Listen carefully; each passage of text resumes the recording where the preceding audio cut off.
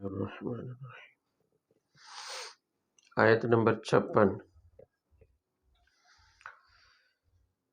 ان اللہ وملائکتہ یصلون علی النبی یا ایہا الذین آمنوا صلوا علیہ وسلموا تسلیما۔ پیچھے رسول اللہ صلی اللہ علیہ وسلم سے متعلق جتنے بھی احکام بیان ہوئے، اس رکوع کے شروع میں بھی کہ نبی صلی اللہ علیہ وسلم کے گھر میں جاؤ تو بیٹھے نہ رہو، مقصود رسول اللہ صلی اللہ علیہ وسلم کو تکلیف سے بچانا تھا اور آپ کی عظمت کا اظہار کرنا تھا، آپ کی بڑائی، عظمت، آپ کی فضیلت کا اظہار تھا کہ اللہ تعالیٰ کو آپ صلی اللہ علیہ وسلم کی ایذا پسند نہیں ہے، آپ کو کوئی تکلیف پہنچے یہ پسند نہیں۔ تو اس آیت میں پیچھے تو گویا منفی انداز میں وہ چیزیں بتائی گئیں یا ان کاموں سے منع کیا گیا جس میں آپ صلی اللہ علیہ وسلم کی عظمت اور فضیلت کے مخالفت ہوتی تھی۔ اب مثبت انداز میں رسول اللہ صلی اللہ علیہ وسلم کی تعظیم کا حکم دیا جا رہا ہے، اور رسول اللہ صلی اللہ علیہ وسلم کی تعظیم کا حکم دیتے ہوئے یہ فرمایا گیا کہ ان اللہ و ملائکتہ یصلون علی النبی، کہ فرشتے، اللہ اور اللہ کے فرشتے نبی صلی اللہ علیہ وسلم پر متوجہ ہوتے ہیں، نبی پر رحمت بھیجتے ہیں، دعا کرتے ہیں۔ تو فرمایا کہ اے ایمان والو، تم بھی نبی صلی اللہ علیہ وسلم پر درود بھیجو اور تم بھی نبی صلی اللہ علیہ وسلم پر سلام بھیجو۔ یاد رہے کہ یصلون اصل اس کی ہے صلاۃ۔ صلاۃ کے لفظی معنی تو ہوتے ہیں دعا کرنا، رحمت، مہربانی۔ البتہ شرعی اصطلاح میں صلاۃ بمعنی نماز ہوتا ہے، صلاۃ بمعنی نماز بھی ہوتا ہے۔ البتہ یہ صلاۃ ایسا لفظ ہے کہ اس کے معنی بہت سارے ہیں، یعنی یہ ان الفاظ میں سے ہے جو کئی معنیوں کے درمیان میں کیا ہوتا ہے، مشترک، اور تعلق بدلنے سے معنی بھی بدل جاتا ہے۔ تعلق بدلنے سے اگر لفظ صلاۃ کی نسبت اللہ کی طرف ہو تو اس کا معنی ہوتا ہے رحمت، اور اگر لفظ صلاۃ کا تعلق فرشتوں کے ساتھ ہو تو اس کا معنی دعا اور استغفار ہوتا ہے، اور اگر بندوں کے ساتھ ہو تو پھر اس کا معنی درود و سلام ہوتا ہے، درود و سلام۔ تو یہاں بھی صلاۃ کی نسبت تینوں نسبتیں موجود ہیں۔ فرمایا اللہ یصلون، وہ اپنے نبی پر کیا کرتے ہیں، صلاۃ بھیجتے ہیں۔ یہاں صلاۃ کا معنی کیا ہوگا کہ اللہ تعالیٰ اپنے نبی پر رحمت فرماتے ہیں، مہربانی فرماتے ہیں۔ اور وملائکتہ، کہ اللہ کے فرشتے بھی کیا ہے، صلاۃ بھیجتے ہیں۔ تو یہاں کیا معنی ہوگا، فرشتوں کے تعلق سے معنی کیا ہوگا کہ فرشتے دعا اور استغفار کرتے ہیں، آپ کے لیے رحمت کی دعا اور استغفار کرتے ہیں۔ اور ایمان والوں کو بھی حکم دیا گیا کہ صلو علیہ، تم بھی نبی صلی اللہ علیہ وسلم پر صلاۃ پڑھو۔ تو یہاں کیا معنی ہوگا صلاۃ کا، کہ تم نبی صلی اللہ علیہ وسلم پر درود بھیجو۔ وسلموا کا معنی تو ظاہر ہے کہ سلام بھیجو، اور سلام بمعنی سلامتی ہے، یعنی نبی کو سلامتی کی دعا دو، سلامتی کی۔ ایک تو درود و سلام کا مسلمان کو حکم دیا گیا، اور ساتھ تسلیمہ، وہ بھی کثرت سے، وہ بھی کس سے، کثرت سے، یعنی تھوڑا بہت نہیں، کبھی کبھار نہیں، بلکہ کثرت سے درود و سلام پڑھے۔ تو کم از کم درجہ صلو چونکہ صیغہ امر ہے، سلمو بھی صیغہ امر ہے، اور حکم امر کا صیغہ عام طور پر قرآن پاک میں فرض کے لیے آتا ہے، فرضیت کے لیے آتا ہے، یعنی اس کا درجہ فرض ہوتا ہے۔ تو اس لیے فقہاء نے لکھا ہے کہ زندگی میں ایک بار درود پڑھنا فرض عین ہے، فرض ایک بار. اور جب رسول اللہ صلی اللہ علیہ وسلم کا نام سنے کسی بھی مجلس میں تو ایک مجلس میں ایک دفعہ درود و سلام پڑھنا کیا ہے؟ واجب. جب رسول اللہ صلی اللہ علیہ وسلم کا نام ہے. اگر ایک مجلس میں بار بار آتا ہے، ایک سے زیادہ مرتبہ آتا ہے، ہر دفعہ پڑھنا تو مستحب ہے، ہر دفعہ پڑھنا تو، لیکن ایک مجلس میں ایک دفعہ درود و سلام پڑھنا کیا ہے؟ واجب. اور اس سے زیادہ کہ رسول اللہ صلی اللہ علیہ وسلم کا نام مبارک نہ بھی آئے، آپ کا تذکرہ نہ بھی ہو، پھر بھی درود پڑھتے رہنا، یہ اجر و ثواب کا باعث ہے. یعنی یہ مستقل نیکی ہے، اور یہ واحد ایسی نیکی ہے جو استغفار کو بھی شامل ہے، دعا کو بھی شامل ہے، حصول رحمت کا ذریعہ بھی ہے، اور درجات کی بلندی کا ذریعہ بھی ہے. ایسی جامع عبادت اور کوئی نہیں ہے جس میں یہ ہر چیز پائی جاتی ہے، بلکہ حاجات کے پورا ہونے کا ذریعہ بھی ہے. بندے کی کوئی ضرورت ہے، کوئی مشکل پیش آ گئی، درود پڑھنا شروع کرے، کثرت کرے، اور نیت حاجت کی پورا ہونے کی کر لے تو جائز حاجت پوری ہوگی انشاءاللہ. کوئی بھی مشکل پیش آ جائے، کوئی ضرورت پیش آ گئی، گناہ معاف ہوں گے، توبہ کی نیت سے پڑھتا رہے، اگرچہ درود پڑھ رہا ہے توبہ کی نیت سے پڑھے، گناہ بھی معاف ہوتے رہے، درجات بلند ہوتے رہیں گے، اللہ کی رحمت اور مہربانی متوجہ رہے گی، مال میں، جان میں، گھر میں حصول برکت کا ذریعہ بھی ہے درود پاک پڑھنا.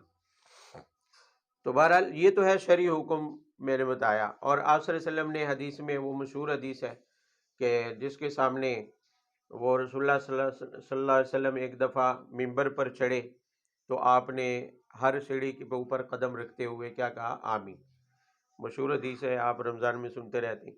اس میں ایک یہ بھی تھا کہ جب صحابی نے پوچھا کہ رسول آپ نے آمین کہا جبکہ یہاں دعا کرنے والا کوئی موجود نہیں تھا، تو آپ نے فرمایا کہ جبرائیل امین دعا کر رہے تھے اور میں نے ان کی دعا پر کیا کہا؟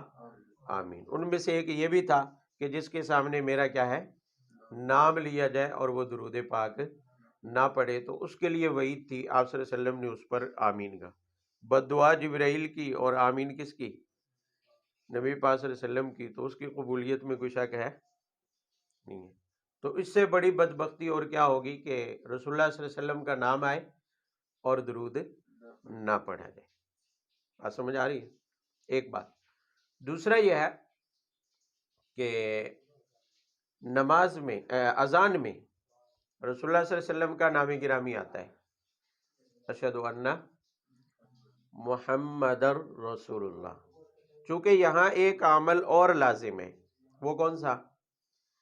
کہ اذان کا جواب لازم ہے، اذان کا جواب لازم ہے.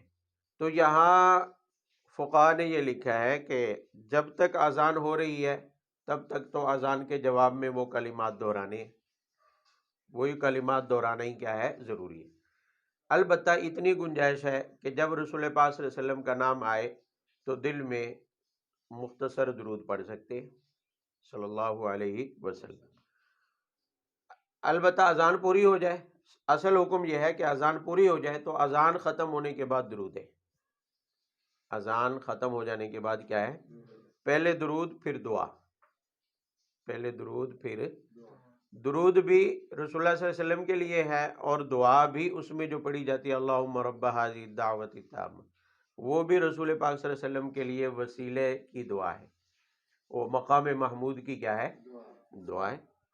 تو اس موقع پر درود پاک پڑھنا مستحب ہے اور اس کے بعد دعا پڑھی جائے، یعنی درود پاک پڑھے. اب اس میں یہی نیت کر لی جائے کہ رسول اللہ صلی اللہ علیہ وسلم کا ذکر بھی آیا 2 بار اذان میں، اور رسول پاک صلی اللہ علیہ وسلم کا نام آنے کی وجہ سے درود پاک درمیان میں اس لیے نہیں پڑھ سکتے، زبان سے اس لیے نہیں پڑھ سکتے، دل میں پڑھ سکتے ہیں، زبان سے اس لیے نہیں پڑھ سکتے کہ اذان کا جواب دینا ضروری ہے. تو اس اذان کے جواب دینے کے بعد، اذان کے اختتام کے بعد درود پاک پڑھ لیا جائے. تو بہرحال وہاں بھی درود پاک پڑھنے کی گنجائش ہے لیکن دل کے اندر. باقی انگوٹھے شنگوٹھے چومنا، اس کے بارے میں کسی بھی صحیح حدیث میں کہیں سے ثابت نہیں. حضرت ابوبکر صدیق رضی اللہ تعالیٰ عنہ کے بارے میں مشہور ہے ایک ضعیف حدیث میں کہ انہوں نے انگوٹھے جمعے، تو تقریباً ضعیف کیا، اس کو تو بہت سارے محدثین نے ضعیف ہوتی پھر بھی چلو فضیلت، ضعیف احادیث فضائل میں چلتی ہیں، فضائل میں چلتی ہے، احکام میں نہیں چلتی، یعنی اس سے کوئی شرعی حکم تو آپ ثابت نہیں کر سکتے، فرض، واجب، مستحب وغیرہ، لیکن فضیلت میں چلتی ہے ضعیف احادیث۔ یہ تو ضعیف بھی نہیں ہے، اس کے بارے میں تو محدثین نے لکھا ہے کہ موضوع ہے۔ موضوع حدیث کا مطلب ہوتا ہے من گھڑت ہے، یعنی حدیث ہی نہیں ہے، ایویں کسی نے گھڑ لیا، حدیث ہی نہیں ہے، ایویں گھڑ لیا گیا، تو بہرحال اس کی کوئی حقیقت نہیں ہے۔ اصل کیا ہے کہ جب بھی رسول اللہ صلی اللہ علیہ وسلم کا نام آئے تو کیا پڑھا جائے؟ درود پاک۔ آپ نے پڑھا سنا ہے کہ صحیح حدیث میں ہے کہ من صلی علیہ نائیا فقد ابلغت، کہ اگر کوئی دور سے مجھ پر درود پاک پڑھے تو فرشتے مجھ پر کیا کرتے ہیں؟ پہنچاتے ہیں۔ اور من صلی علیہ عند قبری، جو مجھ پر میری اس قبر کے پاس یعنی میرے دنیا سے چلے جانے کے بعد پڑھے گا تو فقد سمیعتہ، میں اس کو خود کیا ہے؟ سنتا ہوں۔ تو وہاں رسول پاک صلی اللہ علیہ وسلم خود سنتے ہیں، اور یہاں دور سے پڑھا جائے تو رسول پاک صلی اللہ علیہ وسلم پر پہنچایا جاتا ہے۔ رہی بات کہ درود پاک کے الفاظ کیا ہونے چاہیے، تو درود پاک کے الفاظ وہی جو منقول ہے، سب سے افضل بہتر درود وہی ہے جو احادیث مبارکہ میں موجود ہے، جو کہ ثابت ہے، اور تمام درود پاک الفاظ کے اعتبار سے افضل ترین درود جس کو کہا گیا ہے وہ درود ابراہیمی ہے، جو نماز میں پڑھا جاتا ہے، سب سے افضل ترین یہی ہے، اور مختصر ترین درود صلی اللہ علیہ وآلہ وسلم، یہ مختصر ترین درود ہے۔ البتہ درود کے جو فضائل احادیث میں آتے ہیں، مختلف الفاظ کے ساتھ درود آئے ہیں، اور ہر ایک کے فضائل مختلف ہیں، ہر ایک کی خصوصیات۔ پھر صلحاء نے اپنے تجربات بھی لکھے ہیں کہ اس درود کے پڑھنے سے فلاں حاجت پوری ہوتی ہے، فلاں درود کے پڑھنے سے فلاں حاجت کیا ہوتی ہے؟ وہ تجربات ہیں، وہ کیا ہیں؟ ضروری نہیں ہے کہ وہ تجربات کسی اور نے کیے ہوں، کسی اور کا کام ہو گیا تو وہ دوسرے کا بھی ہو جائے، لیکن درود پاک میں یہ خاصیت ضرور ہے، میں نے کہا کہ وہ دعا کے ساتھ ساتھ رحمت برکت کا ذریعہ بھی ہے، اور حاجات اور ضروریات کے پورا ہونے کا ذریعہ بھی ہے، اور گناہوں کی مغفرت کا بھی کیا ہے؟ ذریعہ ہے۔ یہ تو ہے درود پاک کی شرعی حیثیت، معنی بھی میں نے بتا دیا۔ باقی اس میں البتہ یہ بات آتی ہے ذہن میں کہ آخر کیا حکمت ہے، آخر کیا حکمت ہے کہ امت کو اتنی ترغیب دی جا رہی ہے، بلکہ حکم دیا جا رہا ہے کہ تسلیمہ کثرت سے درود و سلام بھیجو، کثرت سے کیا ہے؟ درود و سلام بھیجو، اس لیے کہ اس میں ایک حکمت تو یہ ہے کہ رسول اللہ صلی اللہ علیہ وسلم پر درود بھیج کر رحمت کو حاصل کرنا، یہ حکمت ہے، اللہ تعالیٰ کی مہربانی کو اپنی طرف کیا کرنا؟ متوجہ کرنا، اس کا امیدوار ہونا، اللہ کی رحمت کا مستحق ہونا، یہ درود پاک کی حکمت ہے۔ یعنی درود پاک پڑھیں گے تو اللہ کی رحمت کے جھونکے سے تمہیں بھی رحمت کیا ہے؟ نصیب ہو جائے گی۔ درود پاک پڑھنے میں یہی حکمت ہے۔ یاد رہے کہ آپ اس کو یوں بھی سمجھ سکتے ہیں کہ اللہ تعالیٰ کے بعد سب سے زیادہ عظمتیں ان چیزوں کو اس دنیا میں، اس زمین پر حاصل ہیں جو شعائر اللہ کہلاتے ہیں، جو اللہ کی دین کی دنیا میں علامتیں ہیں، اللہ کے دین کی دنیا میں کیا ہیں؟ جو علامتیں ہیں، انہیں عظمت حاصل ہے۔ اب بڑی علامتیں کون سی ہیں؟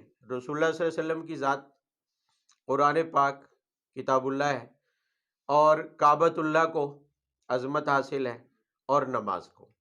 یہ چار وہ شاعر اللہ ہے جو تمام شاعر اللہ میں سب سے بڑھ کر کیا ہے؟ بعظمت ہے۔ اب ظاہر ہے جو اللہ تعالیٰ کی بڑی نشانیاں ہیں، اللہ تعالیٰ کی جو عظمت ہے، اللہ کی دین کی نشانیوں کی بھی وہی کیا ہے؟ عظمت ہے، وہی شان ہے۔ تو اللہ کے بعد اس کائنات میں سب سے زیادہ عظیم ذات یا قابل تعظیم ذات وہ رسول اللہ صلی اللہ علیہ وسلم کی ہے، اور اللہ کی رحمتیں اپنے شاعر پر ہر وقت وارد ہوتی رہتی ہیں۔ جیسے بیت اللہ آپ سنتے رہتے ہیں، وہ تجلیات کا کیا ہے؟ مرکز ہے، ہر وقت رحمت الہی کا نزول بیت اللہ پر کیا ہوتا رہتا ہے۔ تو اب اس رحمت کو حاصل کرنے کے لیے جو بیت اللہ پر ہر وقت نازل ہو رہی ہے اور متوجہ ہو رہی ہے، اس کے جھونکے حاصل کرنے کے لیے ظاہر ہے اس کے درمیان میں، اس کے سائے میں کھڑا ہونا پڑے گا، اس کے سائے میں کھڑا ہونا پڑے گا۔ بھئی اگر آپ کولر پنکھے کی ٹھنڈی ہوا لینا چاہتے ہیں تو اس کے سامنے بیٹھنا پڑے گا، اگر اس کے پیچھے رہیں گے یا دائیں بائیں ہو جائیں گے تو آپ کو وہ ٹھنڈی ہوا کے جھونکے نہیں آئیں گے۔ اب رحمت کے جھونکے اللہ کی طرف سے ہر وقت شاعر اللہ پر کیا ہے، پہنچ رہے ہیں، جیسے بیت اللہ پر پہنچ رہے ہیں۔ میں نے عرض کیا اب اس کے حصول کا طریقہ کیا ہے کہ بیت اللہ کے ارد گرد پھریں گے، حج کریں گے، طواف کریں گے، وہاں چکر لگائیں گے، عمرے کے لیے حج کے لیے جائیں گے، اس کی زیارت کے لیے جائیں گے، تو گویا اپنے آپ کو آتے ہوئے رحمت کے جھونکوں کے آگے کھڑا کریں گے تو وہ رحمت کے جھونکے آپ کو بھی کیا ہے، نصیب ہو جائیں گے۔ بینی اسی طرح رسول اللہ صلی اللہ علیہ وسلم کی طرف بھی اللہ کی رحمتیں ہر وقت کیا ہیں، متوجہ، اور رحمت کے ان جھونکوں کو حاصل کرنے کا ذریعہ یہی ہے کہ رسول اللہ صلی اللہ علیہ وسلم پر درود بھیجا جائے، آپ صلی اللہ علیہ وسلم پر کثرت سے سلام بھیجا جائے۔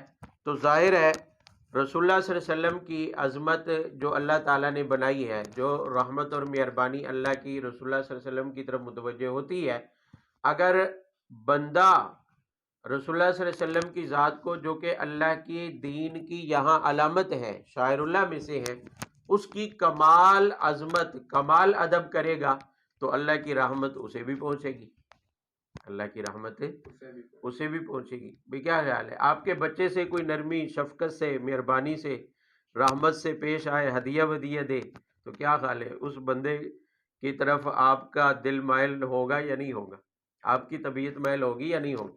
تو رسول اللہ صلی اللہ علیہ وسلم اس کائنات کی محبوب ترین شخصیت ہے اللہ تعالیٰ کو، تو ظاہر ہے اللہ کے محبوب پر جب آپ درود و سلام بھیج رہے ہیں، آپ ان کی عظمت کے گن گا رہے ہیں، تو پھر اللہ کی رحمت آپ کی طرف بھی کیا ہو جائے گی، متوجہ ہوگی۔ یہی حکمت ہے درود پاک کہ جتنا زیادہ رسول اللہ صلی اللہ علیہ وسلم کی عظمت، ادب، اس احترام، اس کو آپ ظاہر کرنا چاہتی ہیں، اس کا ایک ذریعہ اور مختصر ذریعہ کیا ہے کہ زبانی کلامی درود پاک پڑھا جائے، اور عملی ذریعہ کیا ہے، عملی ذریعہ کہ لائی ہوئی شریعت کی پابندی کی جائے، وہ بھی تو رسول پاک صلی اللہ علیہ وسلم کے واسطے سے ہم تک آئی ہے، اور پوری شریعت رسول اللہ صلی اللہ علیہ وسلم کا عملی نمونہ ہے، یہ عملی تعظیم ہے، اور درود پاک یہ زبانی اور قولی کیا ہے، تعظیم ہے۔ تو جتنی زیادہ تعظیم میں اور محبت میں بڑھیں گے، اتنی ہی زیادہ اللہ کی رحمت کے جھونکوں سے تمہیں بھی رحمت کیا ہوتی رہے گی، حاصل ہوتی رہے گی، انسان اللہ کی رحمت سے فائدہ اٹھاتے رہیں گے۔ تو یہ درود پاک کی پہلی حکمت ہے۔ درود پاک میں دوسری حکمت یہ ہے کہ درود پاک کے ذریعے شرک کی بنیاد بھی کاٹ دی گئی، شرک کی جڑ بھی کیا کر دی گئی۔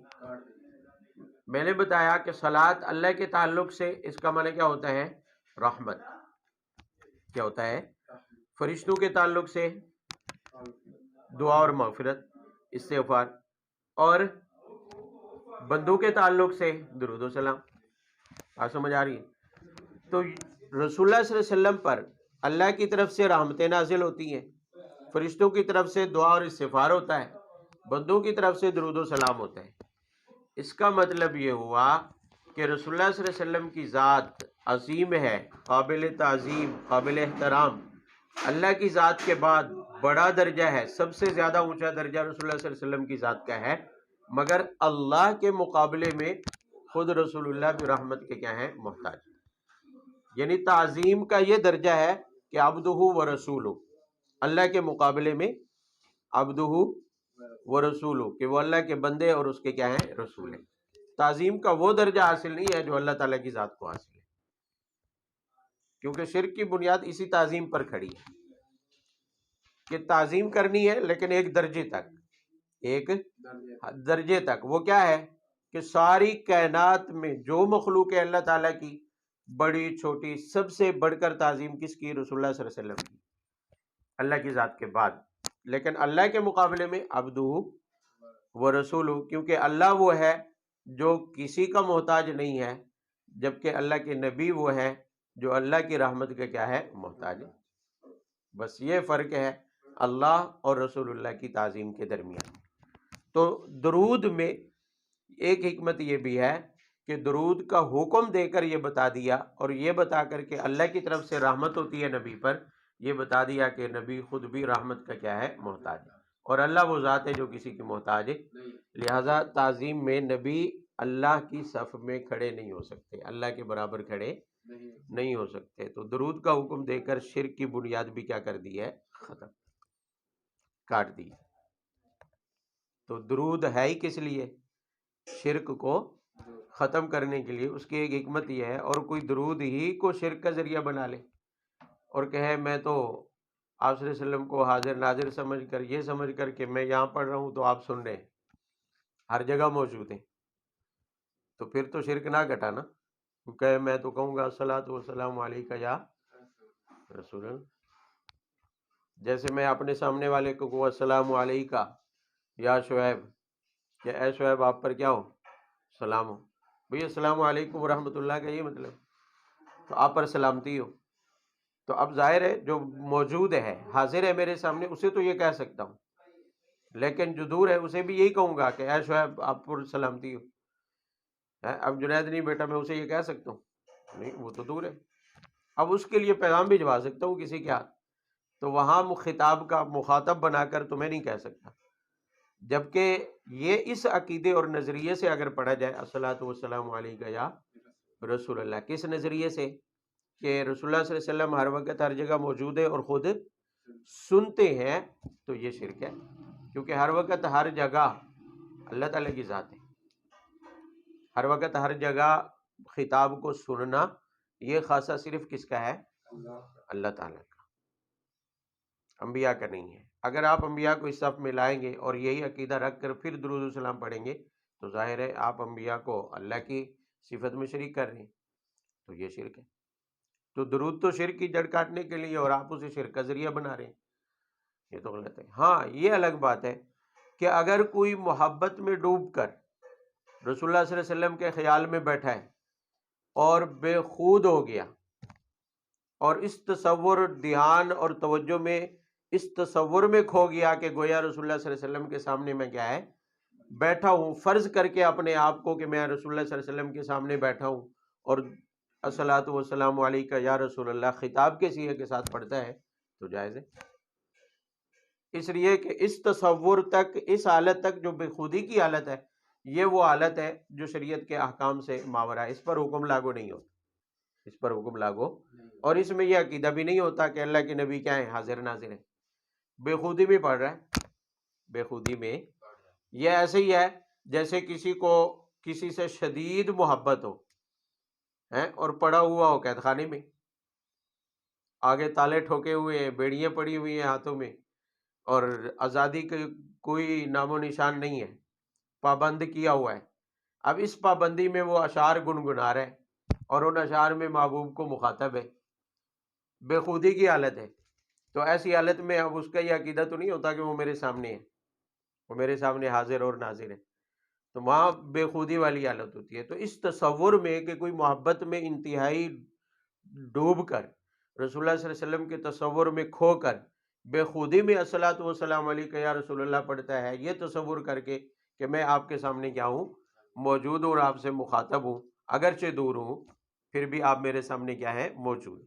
آپ اس کو یوں سمجھ لیں، نحو کا ایک قاعدہ ہے، بلکہ بلاغت کا ایک قاعدہ ہے کہ حرف یا استعمال تو ہوتا ہے ندائے قریب کے لیے، یعنی سامنے والے کو آواز دینے کے لیے، سامنے والے قریب والے کو مخاطب بنانے، لیکن بعض اوقات ایسا ہوتا ہے کہ ہوتا دور ہے، مخاطب ہوتا دور ہے، لیکن اس کے لیے بھی حرف ندا یا قریب کو استعمال کر دیں، یہ دعویٰ کرنے کے لیے، یہ دعویٰ کہ وہ جو جس کو میں ندا دے رہا ہوں میرا مخاطب اگرچہ دور ہے، لیکن میرے دل و دماغ میں اتنا وہ بسا ہوا ہے گویا کہ وہ میرے سامنے کیا ہے؟ حاضر ہے۔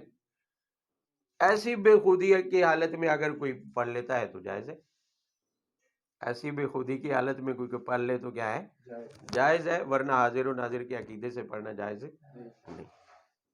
اور پھر نماز کا حصہ تو قطعاً نہیں ہے، اذان کا حصہ تو قطعاً نہیں ہے، یہ تو جو مروجہ پڑھا جاتا ہے یہ تو اذان کے ساتھ پڑھا جاتا ہے، یہ اذان میں ایک طرح سے اضافہ بھی ہے اور یہ بھی جائز نہیں ہے۔ رسول اللہ صلی اللہ علیہ وسلم کے زمانے میں جو بلال نے اذان دی، جو فرشتے نے آ کر اذان سکھائی خواب میں، وہ اذان وہ یہ نہیں تھی جس کے آگے پیچھے صلاۃ و سلام بھی تھا، وہ اس کے بغیر نماز اذان تھی۔ وہ آج بھی حدیث میں موجود ہے، کتابوں میں موجود ہے، وہ اذان بغیر صلاۃ و سلام کی تھی۔ تو بہرحال شریعت میں جو حکم جس حد تک ہو اسے اسی درجے تک رکھنا ضروری ہے۔ درود و سلام میں تیسری حکمت، حضرت شاہ ولی اللہ رحمۃ اللہ علیہ نے ایک عجیب بات لکھی ہے، فرمایا کہ انبیاء اور اللہ والے چونکہ اللہ کے مقرب ہوتے ہیں اور اللہ کے محبت میں ڈوبی ہوئی شخصیات ہوتی ہیں، جو ہی دنیا سے پردہ فرما جاتے ہیں، ان کا انتقال ہوتا ہے، تو ان کی روحیں اللہ کی طرف متوجہ ہو جاتی ہیں، اللہ کی محبت میں ان کی روحیں مستغرق ہو جاتی ہیں۔ آپ نے کبھی دیکھا ہو، سنا ہو کہ جب اللہ والوں کی وفات کا وقت قریب آتا ہے تو دنیا و مافیا سے بے خبر ہو جاتی ہے، بس وہ اللہ کی طرف متوجہ ہوتے ہیں، اور پھر انہیں ہر وقت یہی خیال ستا رہا ہوتا ہے کہ کسی طرح یہ روح نکلے اور امان اللہ کے حضور کیا ہے پہنچ جائے۔ تو ان کی ارواح اللہ کی طرف کیا ہوتی ہیں؟ متوجہ۔ اب انہیں بندہ اپنی طرف متوجہ کرنے کے لیے اس کا کوئی نہ کوئی کیا ہونا چاہیے؟ طریقہ۔ تو رسول اللہ صلی اللہ علیہ وسلم تو کاملین میں سب سے اکمل ہے، مقربین میں سب سے زیادہ اللہ کے کیا ہے؟ مقرب ہے۔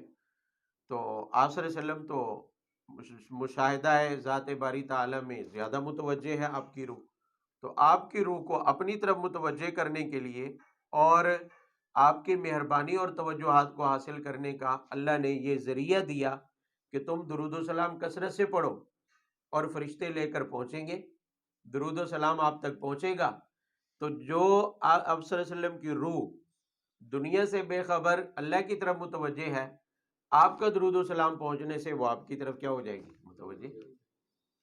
وہاں تو نام کے ساتھ پہنچایا جاتا ہے کہ فلاں ابن فلاں کی طرف سے کیا ہے؟ درود ہے۔ جب تحفہ بھیجا جائے گا اور فلاں ابن فلاں کا نام لیا جائے گا رسول اللہ صلی اللہ علیہ وسلم کی خدمت میں، تو آپ کی روح کیا ہو جائے گی؟ متوجہ۔ اور رسول اللہ صلی اللہ علیہ وسلم کی روح کا متوجہ ہونا گویا کہ بندے کے لیے ہر اعتبار سے کیا ہے؟ مفید ترین ہے۔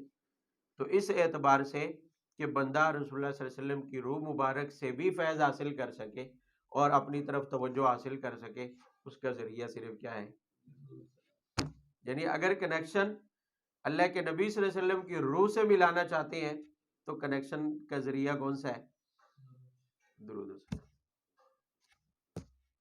بغیر کھمبے لگائے، بغیر سگنل کے ہیں، بغیر سیٹلائٹ نظام کے، اللہ تعالیٰ آپ کا کنیکشن رسول اللہ صلی اللہ علیہ وسلم کی روح سے کیا کر دیتے ہیں؟ جوڑ دیتے ہیں جو درود پڑھ رہے ہیں۔ اب اندازہ لگائیں جو کثرت سے چلتے پھرتے ہر وقت پڑھ رہا ہے، اس کی طرف تو رسول اللہ صلی اللہ علیہ وسلم کی روح متوجہ بار بار ہوتی ہے، بار بار توجہ حاصل ہوتی ہے، اور بار بار کی توجہ حاصل ہو تو ظاہر ہے بندے کے مقام کے لیے، مغفرت کے لیے، اس کے درجات کی بلندی کے لیے سب سے بڑا ذریعہ ہے کہ رسول اللہ صلی اللہ علیہ وسلم کی توجہ کیا ہو جائے؟ حاصل۔ اور ایسے واقعات بزرگوں کے مستند ترین کتابوں میں موجود ہیں کہ اگرچہ خواب کوئی شرعی حکم خواب سے ثابت نہیں ہوتا، لیکن ایسے خواب بھی دیکھے گئے۔ بعض بزرگوں کے بارے میں یہ کہیں پڑھا تھا کہ ایک بزرگ تھے، وہ کثرت سے درود پاک پڑھا کرتے تھے، ایک درود پاک، تو رسول اللہ صلی اللہ علیہ وسلم کی خواب میں زیارت نصیب ہوئی اور آپ صلی اللہ علیہ وسلم نے ان کے ہونٹ چوم لیے، فرمایا کہ یہ وہ ہونٹ ہے جو دن رات میرے اوپر کیا ہے؟ درود و سلام پڑھتے ہیں۔ تو یوں سمجھ لیں کہ بندہ درود و سلام پڑھنے سے رسول اللہ صلی اللہ علیہ وسلم کی محبت اور توجہ کو اپنی طرف کیا کر لیتا ہے؟ حاصل کر لیتا ہے۔ تو یہ گویا کہ بندے کے اپنے لیے مفید ہے۔ یہ جو مشہور ہے کہ رسول اللہ صلی اللہ علیہ وسلم کے ہم پر کیا ہے؟ احسانات ہیں، یہ ان کا بدلہ قطعاً نہیں ہے۔ درود و سلام احسانات کا بدلہ بھئی یہ تو حقیر سا ہدیہ ہے بندے کی طرف سے، اگر حضور صلی اللہ علیہ وسلم کی بارگاہ میں کیا ہو جائے؟ قبول ہو جائے۔ ہدیہ ہے، یہ کیا ہے؟ ہدیہ ہے، اپنی طرف رحمتوں کو متوجہ کرنے کا ذریعہ ہے۔ کسی احسان کا کوئی بدلہ نہیں ہے۔ رسول اللہ صلی اللہ علیہ وسلم کے احسانات اتنا بڑے ہیں کہ ہم اس کا کوئی بدلہ چکا درود و سلام پڑھنے سے بدلے نہیں چکائے جا سکتے۔ اس کا بدلہ چکانے کے لیے تو شریعت پر عمل پیرا ہونا ضروری ہے۔ درود و سلام صرف ایک حقیر سا ہدیہ ہے کہ اگر بارگاہ رسالت میں کیا ہو جائے، قبول ہو جائے، تو بارگاہ رسالت سے بندہ فیض پا لیتا ہے، وہاں سے فوائد حاصل کر لیتا ہے، استفادہ کر لیتا ہے۔ بس درود و سلام میں اتنے جو ہے حکمت ہے، کوئی احسان کا بدلہ نہیں ہے۔ بات سمجھے؟ احسان پہاڑ جتنے، پہاڑوں سے بھی بڑے، اور بدلہ اتنا کہ صلی اللہ علیہ وسلم، اور پھولا نہ سمجھے کہ میں رسول اللہ صلی اللہ علیہ وسلم کے احسانات کا کیا دے رہا ہوں، بدلہ دے رہا ہوں۔ بھئی ہم اگر بدلہ چکانا چاہیں تو رسول اللہ صلی اللہ علیہ وسلم کے اس ایک سجدے کا بدلہ بھی نہیں چکا سکتے جو رسول اللہ صلی اللہ علیہ وسلم نے مدینہ کی پتھریلی زمین کے اوپر سجدہ کر کے اپنی امت کے لیے دعا مانگی ہے، یا رب امتی۔ حضرت عائشہ رضی اللہ تعالیٰ عنہ فرماتی ہیں کہ رات کے وقت میں نے دیکھا کہ آپ صلی اللہ علیہ وسلم اپنے بستر پر نہیں، تو اس خیال سے کہ کہیں کسی اور زوجہ کے حجرے میں نہ تشریف لے کے، ڈھونڈنے کے لیے گیا، دیری رات ہے، تو جاتے جاتے کہتی ہے کیا دیکھتی ہوں کہ جنت البقیع میں صاف پتھریلی زمین کے اوپر آپ صلی اللہ علیہ وسلم نے سجدہ کیا ہوا ہے، اور سجدے میں پڑے ہوئے ہیں اور امت کے لیے رو کے دعا مانگ رہے ہیں، یا رب امتی۔ تو ہم تو اس ایک احسان کا جو سجدے کی شکل میں ہوا، ہم تو اس ایک احسان کا بدلہ بھی نہیں چکا سکتے، تو درود پڑھ کے ہم سارے احسانات کا بدلہ کیسے چکا سکتے؟ یہ صرف ہدیہ ہے، یہ صرف کیا ہے؟ ہدیہ۔ جیسے کسی کو دیا جاتا ہے اس کے دل میں اپنا مقام بنانے کے لیے، اسے اپنی طرف متوجہ کرنے کے لیے، اس کی مہربانی کو حاصل کرنے کے لیے، بس یہ ایک حصول رحمت کا، مہربانی کا، توجہ کا ایک کیا ہے؟ ذریعہ ہے کہ ہم درود و سلام کی شکل میں ہدیہ پیش کرتے ہیں، تاکہ آپ صلی اللہ علیہ وسلم کی ذات سے کچھ ہمیں بھی کیا ہو جائے؟ حاصل ہو جائے، فائدہ اٹھا لیں، آپ کی توجہ حاصل ہو جائے، بس اتنا سا مقصد ہے۔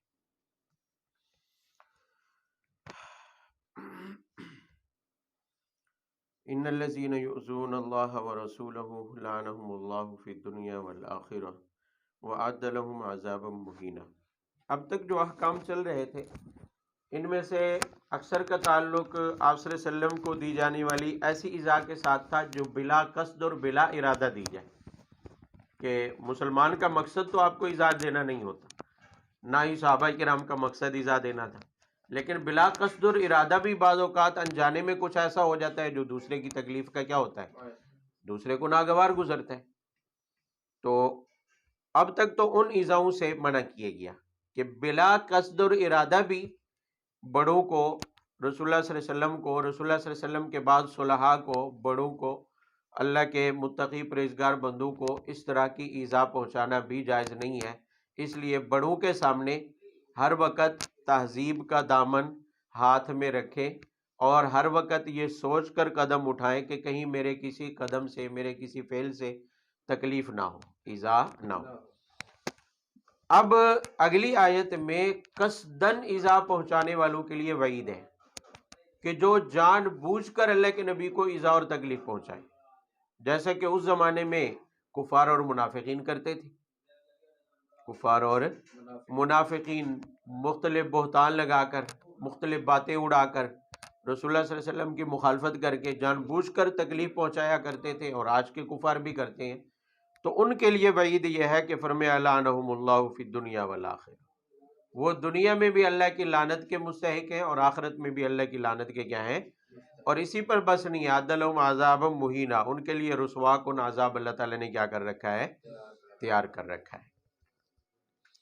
اور اس سے اگلی آیت والذین یؤذون المؤمنین والمؤمنات، کہ رسول اللہ صلی اللہ علیہ وسلم کو جس طرح سے ایذا پہنچانا گناہ ہے اور کفر کا سبب ہے، اگر قصد اور ارادے سے رسول اللہ صلی اللہ علیہ وسلم کو کوئی ایذا پہنچاتا ہے، تکلیف پہنچاتا ہے، گالی دیتا ہے، گستاخی کرتا ہے، بے ادبی کرتا ہے جان بوجھ کر، تو یہ کفر ہے۔ یہ کیا ہے؟ کوئی مسلمان کرے گا تو مرتد ہے، اور مرتد کی سزا قتل ہے، اس کا قتل واجب ہے اگر کوئی مسلمان کرتا ہے، اور کافر کی سزا تو ویسے بھی قتل ہے، ایسا کافر ویسے بھی حربی شمار ہوتا ہے۔ اور رسول اللہ صلی اللہ علیہ وسلم کی بے ادبی اور گستاخی کرنے والا وہ تو وہی ہے کہ جہاں ملے پکڑے جائے، ان کی تعزیر سزا شرعی طور پر یہی ہے کہ اس کو قتل کر دیا جائے۔ مشہور ہے، وہ علامہ نے رٹوا کے رکھ دی ہے، من سب نبی فقتلو، جو نبی کو گالی دے اسے قتل کر دو، یہی سزا ہے۔ آگے مومنین، مومنات، مومن مردوں اور عورتوں کو کوئی ایذا پہنچاتا ہے اور اس کی ایذا کی ایک شکل بھی بتا دی کہ مثلا کسی مومن مسلمان مرد یا عورت پر کوئی گناہ کی تہمت لگاتا ہے، گناہ کی، ایسے گناہ کی جو اس نے کیا نہیں ہے، جو اس نے کیا، اسے بہتان کہتے ہیں۔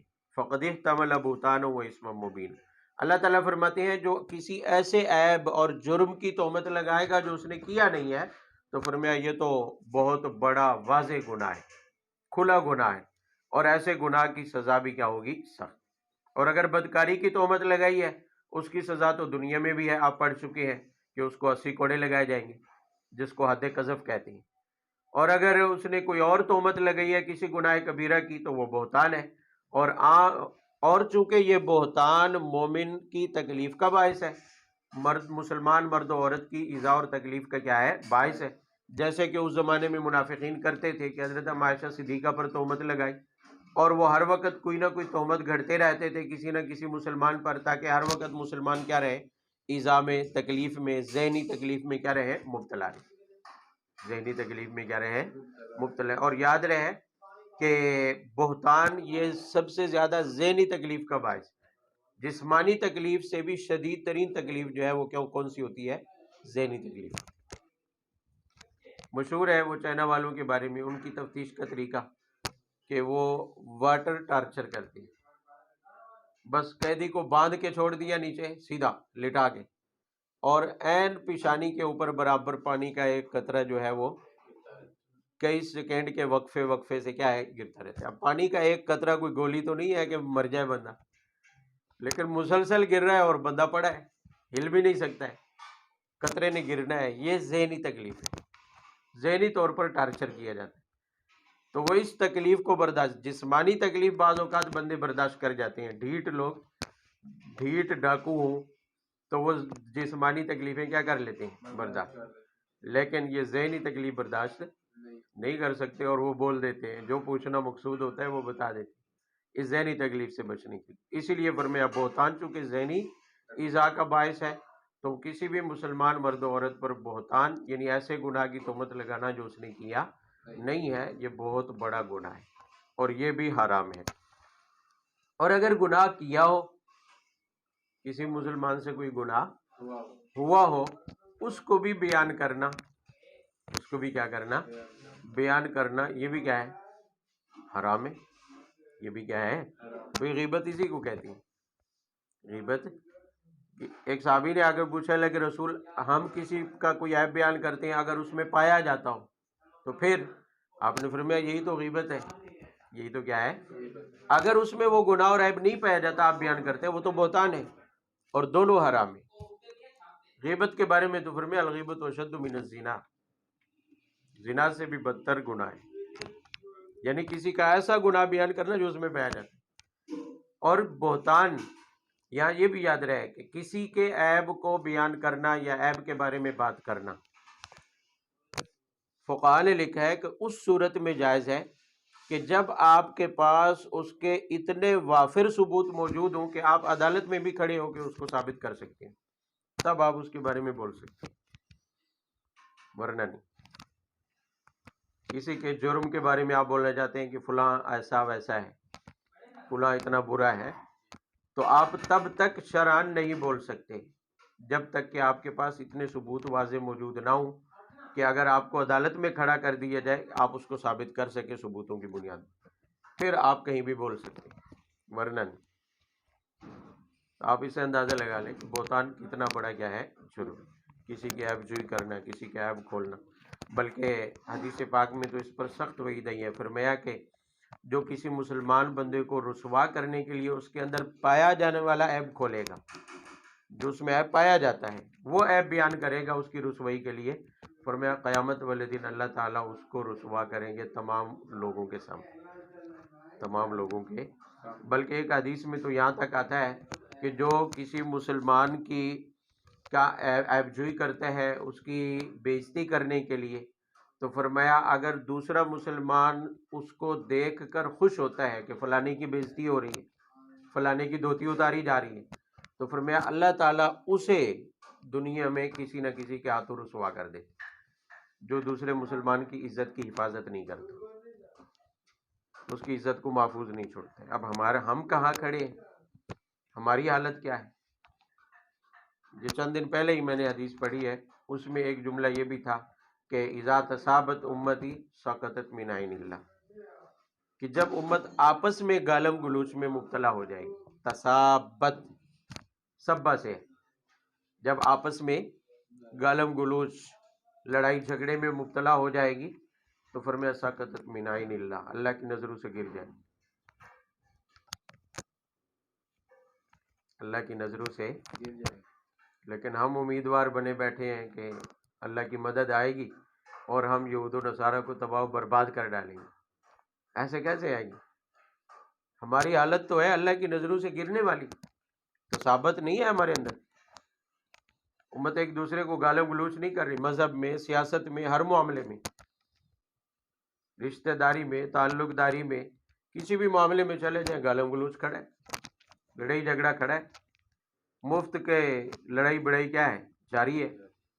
تو نتیجہ سقطت من عین اللہ، اللہ کی نظروں سے کیا ہے، پھر جب گرتی ہے تو ایک منگول عورت بھی بغداد کی گلیوں میں 1000 مردوں کو ایک خنجر سے ذبح کر ڈالتی ہے، سینکڑوں مردوں کو ایک عورت ذبح کر دیتی ہے اور وہ آرام سے بیٹھے رہتے ہیں، ہاتھ بھی نہیں لاتے۔ جب اللہ کی نظروں سے گرتی ہے تو پھر ایسے گرتی ہے کہ پوری امت کے بیچ میں فلسطین میں کیا ہو رہا ہے، ہزاروں بچے مار دیے گئے، امت آرام سے پڑی ہے۔ نظروں سے گرنا اسے کہتے ہیں کہ اللہ کی نظروں سے گرے، کوئی پرواہ نہیں ہے اللہ کو ہماری۔ یہ حالت تبھی ہوتی ہے جب کوئی امت اللہ کی نظروں سے کیا ہو جاتی ہے، گر جاتی ہے۔ نظروں سے گرنا وہ تھا جیسے یہود کے بارے میں حکم آیا کہ بنو قریظہ کے سارے لڑنے والے مردوں کو کیا کر دو، اللہ کو کوئی پرواہ نہیں ہے، اللہ کی طرف سے حکم آیا۔ آپ صلی اللہ علیہ وسلم نے فرمایا ساتوں آسمانوں سے حکم آیا کہ ان کے لڑنے والے مردوں کو کیا کر دو۔ سعد بن معاذ کی زبان سے اگرچہ نکلا یہی فیصلہ، حکم اللہ کی طرف سے تھا۔ تو ایسا ہی ہوتا ہے۔ تو اب جو ہماری حالت ہے تو وہی ہے کہ اللہ کی نظروں سے گر چکی ہیں۔ اس حدیث کے 3 جملے، فرمایا اذا عظمت الدنیا امت الدنیا، کہ جب میری امت دنیا کو عظیم خیال کرنے لگے، جب دنیا کی عظمت دل میں بیٹھ جائے گی تو فرمایا نزیت منہا ہیبۃ الاسلام، پھر امت کے دل سے اسلام کی عظمت اور ہیبت نکل جائے گی۔ یعنی جرم یہ کہ دنیا کی عظمت دل میں آئی تو دوسری طرف سے اسلام کی عظمت اور ہیبت کیا ہو جائے گی۔ دیکھ لیں کس مسلمان کے دل میں اسلام کی عظمت اور ہیبت ہے؟ کسی کو کہہ کے دیکھیں بھی تو مسلمان ہے۔ ہماری حالت یعنی اسلام کی عظمت کتنی ہمارے دل میں ہے۔ ایک بچہ نرسری سے لے کر میٹرک تک ریاضی، انگلش اور سائنس وغیرہ کے مضامین پڑھتا ہے، ہم اس پر ہزاروں روپے کیا کر دیتے ہیں اور اس کا سارا وقت اسکول میں خرچ کر دیتے ہیں۔ اسلام پڑھنے اور سمجھانے میں اس کو لگا رہے، عظمت تو نظر آ رہی ہے ہمارے عمل سے کہ کتنی عظمت ہے ہمارے دل۔ رات کو سوتے ہوئے بچوں کو یہ کہتے ہیں جلدی سو جاؤ، صبح اسکول بھی جانا ہے۔ کبھی یہ کہا ہے کہ قرآن بھی پڑھنے جانا ہے، مسجد بھی جانا ہے۔ سکول والے چمڑی بھی اتار لیں، اگرچہ وہاں مارنی پیار کا جو ہے نا وہ تشہیر ہے، چمڑی بھی اتار لیں تو کوئی مسئلہ نہیں ہوتا، وہ الٹا جا کے معافی مانگتے ہیں وہاں۔ اور قاری صاحب ہاتھ بھی لگا دو تو دوسری مسجد بھیج دو، وہ اگلی مسجد بھیج دو، اے قاری صاحب بڑھایا مارنا ہے۔ دین کی تو اتنی وقت ہے، آج ہی ایک جگہ پر مسجد کے ذمہ دار ہیں، ان کو پتہ ہے کہ ہمارے امام کی قرات غلط ہے اور اتنی بڑی غلطیاں ہیں کہ نماز نہیں ہوتی۔ وہاں کل پرسوں جماعت آئی اور جماعت والوں میں علماء تھے، انہوں نے بلا کے کہا مسجد والوں کو کہ آپ کے امام کی قرات غلط ہے، یا تو یہ ٹھیک کرے یا امام بدلو۔ اب وہ آپس میں مشورہ کرنے بیٹھے ہیں، جو بڑا ہے وہاں پنڈ کا نمبردار جو ہے وہ کیا کہہ رہے ہیں، وہ کہہ رہے ہیں اسے تے گزارا کرو، اسے تے اگر کوئی اور لے کے آنا ہے تو تنخواہ کون دے گا؟ یعنی نمازوں کی فکر نہیں ہے، فکر کس کی ہے کہ یہاں پیسے لگ جائیں، پیسے کون دے، اندازہ لگا، یعنی نمازیں برباد ہوتی ہے، ہو جائے، آخرت برباد ہوتی ہے، اسلام کا حکم جاتا ہے جائے، لیکن ہماری جیب یہاں نہ کھلے۔ اور کبھی یہ سوچا ہے اسکول میں کہ وہاں پیسے خرچ ہوتے ہیں، چلو گورنمنٹ اسکول میں بھیج دیں بچے کو، کبھی سوچ نہیں جی 15,000 بھی باویں لیکن بچہ پڑھے، انگلش میڈیم میں پڑھے، ایسے ہوتا ہے کہ نہیں ہوتا؟ اسلام کی عظمت تو نظر آ رہی ہے دل میں۔ یہ اس جرم کی سزا ہے، اس پر خوش نہ ہوں کہ کہیں یہ قاری صاحب یا مسجد یا اللہ تعالیٰ کے دین کو گرا رہے ہیں، ہم بڑے ہو گئے، یہ فخر کی بات نہیں ہے، بلکہ سمجھے یہ ہمیں سزا دی جا رہی ہے، ہمارے دل سے اسلام کی عظمت نکال کے یہ ہمیں اس جرم کی سزا دی جا رہی ہے کہ ہم نے دنیا کی عظمت کو دل میں کیا کر لیا ہے، بٹھا لیا، یہ اس کی سزا ہے۔ اور دوسرے نمبر پر فرمایا اذا ترک الامر بالمعروف والنہی عن المنکر، کہ جب امت لوگوں کو نیکی کا حکم کرنا چھوڑ دے اور برائیوں سے منع کرنا کیا ہے، چھوڑ دے، تو حرمت برکت الوحی، وحی کی برکت سے کیا ہو جائے گی، محروم۔ وحی کی برکت علماء نے لکھا ہے، وحی کی برکت ہے قرآن و حدیث کا سمجھنا اور قرآن و حدیث پر عمل کرنا۔ جب امت لوگوں کو نیکی کا حکم کرنا چھوڑ دے گی اور برائی سے منع کرنا چھوڑ دے گی تو دین کی سمجھ ختم، قرآن و حدیث کی سمجھ کیا ہو جائے گی، ختم ہو جائے گی، اور عمل بھی چھوٹ جائے گا۔ بے نہیں ہماری حالت ہے، ہم امر بالمعروف نہی عن المنکر نہیں کر رہے تو قرآن و حدیث سمجھ رہے ہیں، قرآن و حدیث پر عمل ہو رہا ہے؟ بحیثیت امت چند لوگ مولوی لوگ پڑھے ہیں، بس مدرسوں میں لگے ہوئے ہیں، باقی امت کی کیا حالت ہے؟ امت دین کو، قرآن و حدیث کو سمجھنے کے پیچھے پڑی ہوئی ہے۔ ایک بچے کو ناظرہ پڑھا کر کہتے ہیں بڑا تیر مار لیا جی، شکر ہے اللہ تعالیٰ بچہ دین، کیا دین پڑھا ہے ناظرہ جس نے پڑھا ہے؟ قرآن کے الفاظ دیکھ کر پڑھ لینا یہ دین ہے؟ سمجھنا اور عمل کرنا یہ دین ہے، یہ برکت وہی ہے۔ اور اس سے محرومی کی وجہ کیا ہے کہ امر بالمعروف نہی عن المنکر چھوڑ دیا۔ لعن الذین کفروا من بنی اسرائیل، سورہ مائدہ میں پڑھا ہے، علی لسان داؤد و عیسیٰ ابن مریم، فرمایا کہ عیسیٰ ابن مریم اور داؤد علیہ السلام دونوں کی زبانی بنی اسرائیل پر اللہ کی طرف سے لعنت کی گئی، اور لعنت کی وجہ کانوا لا یتناہون عن منکر فعلوہ لبئس ما کانوا یفعلون، کہ ان کا جرم کیا تھا کہ وہ برائی کرنے والے کو منع نہیں کرتے، دوسرے کو نیکی کا حکم، اور اس کی وجہ سے 2 انبیاء کی زبانی بنی اسرائیل پر کیا کی گئی، لعنت، اور قرآن میں بھی کی گئی ہے ضربت علیہم الذلۃ والمسکنہ، ہمیشہ ہمیشہ کے لیے ذلت کا اعلان کر دیا گیا۔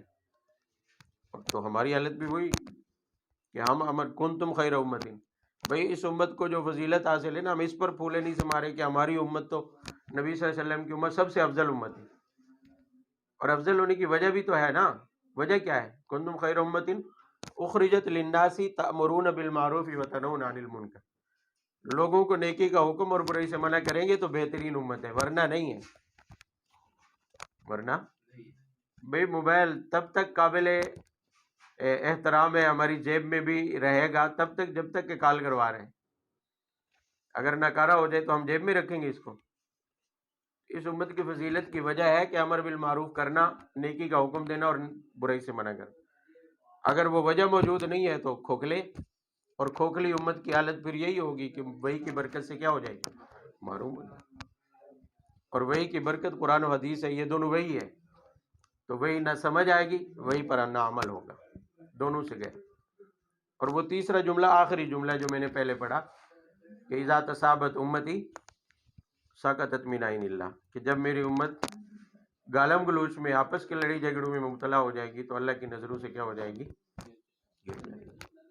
جب بغداد تباہ ہوا اس وقت بھی مولوی لوگ مناظرے میں پڑے ہوئے تھے کہ سوئی کے ناکے سے کتنے فرشتے گزر سکتے ہیں، مناظرہ ہو رہا کہ سوئی کے ناکے سے بحث ہو رہی تھی، عقلی فلسفیانہ بحثیں ہو رہی تھی، اور ادھر ہلاکو خان کی شکل میں منگولوں کی آندھی آئی اور پورا بغداد تہس نہس ہو گیا، نہ وہ مناظرہ کرنے والے بچے نہ کچھ، سخت خلیفہ جو تھا اس کو لپیٹ کے گھوڑوں کے نیچے رون دیا گیا، قالین میں لپیٹ کے. یہ حالت عالم اسلام کی. تو یہ ہمیشہ ہوتا ہے، جب بھی امت کی یہ حالت ہوتی ہے تو ساقط من عین اللہ، وہ اللہ کی نظروں سے کیا ہو جاتی، گر جاتی. تو یہ بہتان بازیاں، بات یہاں سے چلی تھی کہ بہتان بہت بڑا جرم ہے، کسی کو نہ لگے. بھئی کسی کا عیب اگر بیان نہیں کریں گے تو ہمارے کیا نقصان ہو جائیں گے؟ کچھ بھی نہیں. نقصان سے بچ جائیں گے، یہ یقین ہے کہ کسی کا اگر گناہ ہم ظاہر نہیں کریں گے، کسی کے گناہ اور جرم کے بارے میں نہیں بولیں گے، عیب کے بارے میں ہمارے لیے بولنا کوئی فرض نہیں ہے، لیکن نہیں بولیں گے تو یہ فرض ہے نہ بولنا، اور ہم اپنی جان بچا لیں گے، خود اپنے آپ کو تکلیف سے کیا کر لیں گے، محفوظ.